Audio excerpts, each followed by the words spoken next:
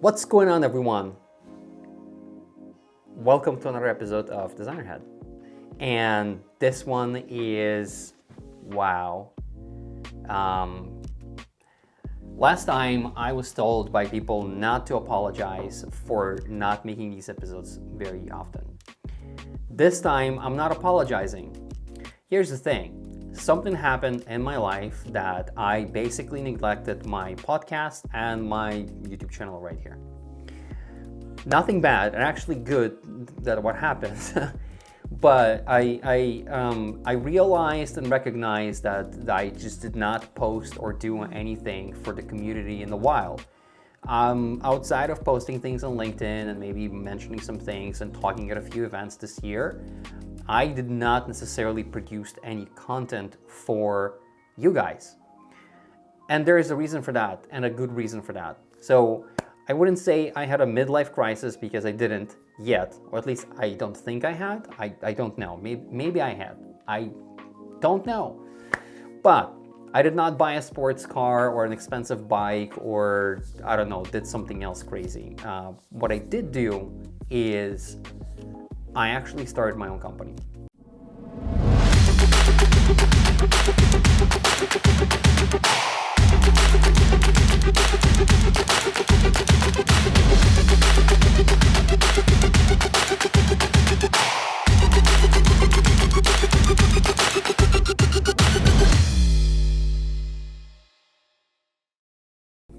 Now, a lot of designers that I know, when they decide to start their own companies, they typically start agencies or design consultancies or something else. I decided to do something completely different. I decided to go into a tech startup world. Yes, I spent the last decade being either a founding designer or the first designer ever hired by a tech startup. And I built and worked on some incredible technologies and some incredible innovations over the last decade. But this year, something fundamentally different happened with me. After spending a year and a half working at a startup out of Seattle, building AI product, which turned to be really good, we landed on IXDA's 2023 Interaction Awards shortlist with that specific product that I essentially, invented to some degree. But what happened is, after I left in late December of 2023, early this year, I really kind of didn't know what I want to do next. I didn't know if I want to do something else, or I wanted to continue being, a design leader or designer or senior designer or lead designer, whatever the fuck it is, doesn't matter. But at some point, I had this odd realization that I have to build what I'm building now. So for those of you who don't know, some years ago, I have developed a decision-making framework. That framework eventually turned into an article on UX Collective that I called the Data Triangle System. You can go Google it right now and probably gonna find it. And you can read it. I published it, I believe, at some point in 2020. I invented it in 2019, but I haven't spoken about it in that much detail for a while. However, what happened is, in the last 4 years of the pandemic and post-pandemic, being in the mentorship platform like ADPlist and mentoring a lot of you and meeting so many of you, I've spoken with thousands of designers over the course of the last 4 years, and I've noticed a problem that I've experienced that essentially led me to create that specific decision-making framework. And a lot of you and a lot of designers have been experiencing that same problem of companies making decisions with incorrect or incomplete data. A lot of the user data or findings are being ignored. There's some hippos that influence these decisions regardless if they're actually useful or not. Products eventually fail due to companies making these incorrect decisions based on some incorrect or limited data or information or whatnot. And so eventually it led me to this framework that helped me when I was a head of design at a company and then helped a lot of other designers and design leaders who implemented similar or identical framework that I've trained them to do. Now, when I spent my time working on an AI product and then spent my time teaching people how to use my framework, suddenly all these things kind of like puzzle pieces came together into a much bigger and very detailed picture of how I turned my framework into an actual product. And so I just decided to build this into a product.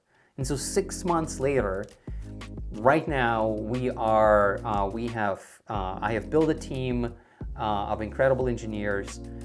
We've built and launched an MVP. We got a provisional patent on the core process tech of our product. We have gone through an accelerator program. We have raised a tiny bit of funding from some friends and family. And we already onboarded about 10 customers onto our platform, and there's a lot more onboardings are being scheduled into the next year, which I am super excited about. And there's a lot of interesting, fascinating, incredibly large companies that I've been communicating with and talking with over the last couple of months to potentially sign and do design partnerships, and something just appeared on my screen that you can probably see in my glasses. As usual, I'm being distracted by everything and anything. But let me try and eliminate those distractions. All right, so here's the situation. I have been super fucking excited about working on my own product, on my own company, and building a product essentially for really all of you. I want to empower every single designer, every single product manager with the ability to utilize AI powers without necessarily going and learning how to use it to some degree of how to utilize every single piece of it, because it's a lot. And so what we're essentially building is an incredible automation system that allows you to synthesize automatically all of your data stream across your entire organization. So think about it in a way that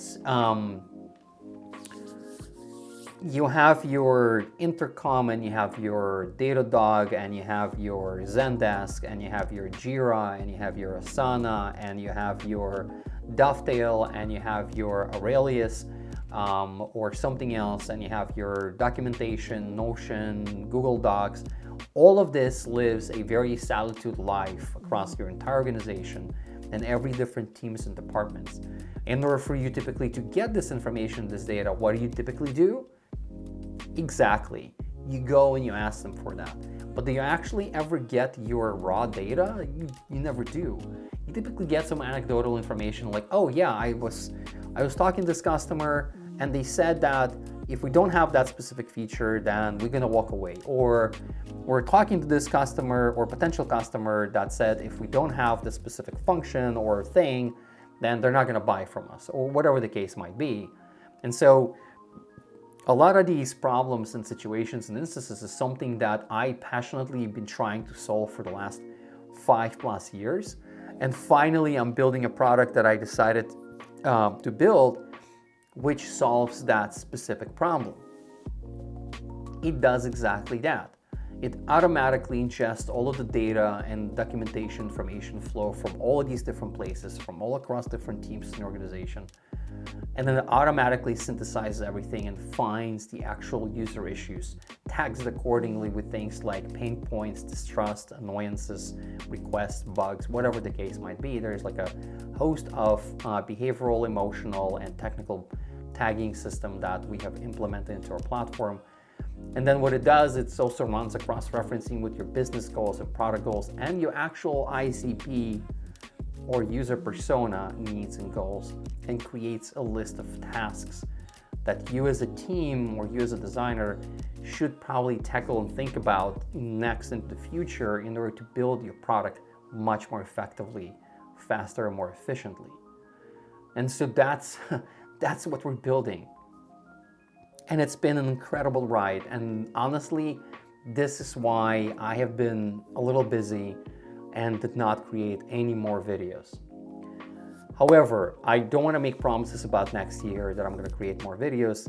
but I do want to make the promise, because it's not about me only making that promise to you, to all of you, all of my audience, watchers sound weird, viewers, that's a better word, thank you. It's not just a promise to you, it's a promise to me. I am trying to make that promise to myself, that I will find time to dedicate to continue working, continue helping the community, because I'm not leaving the design world. If anything, I went back to being an IC because I am designing my own product. I am designing my own platform. It's a complicated SaaS platform that every single day I am living in Figma, designing, creating, adjusting, shifting, and whatnot. And so I became a natural an IC, which I really enjoy right now. I haven't done that in a little bit, but I really, really enjoy that right now. So what I really want to do right now is, we're coming to an end of the year. And so I want to wish you all an incredible, amazing, loving, prosperous, healthy, successful, and honestly just fucking awesome 2025. I hope you grow. I hope you do what you want to do. I hope you achieve the things you wanted to achieve. I hope you build the dreams you wanted to build, because I will be around supporting you, cheering you on, and be your biggest advocate to continue building and doing what you're doing. And so I want to also thank you all for being here, for supporting me for the last whatever years, watching these videos, sharing some of these videos, supporting me on LinkedIn and other social media. Some of you actually also listening to my podcast. So thank you all. Have an amazing fucking 2025, and I'll see you all next year.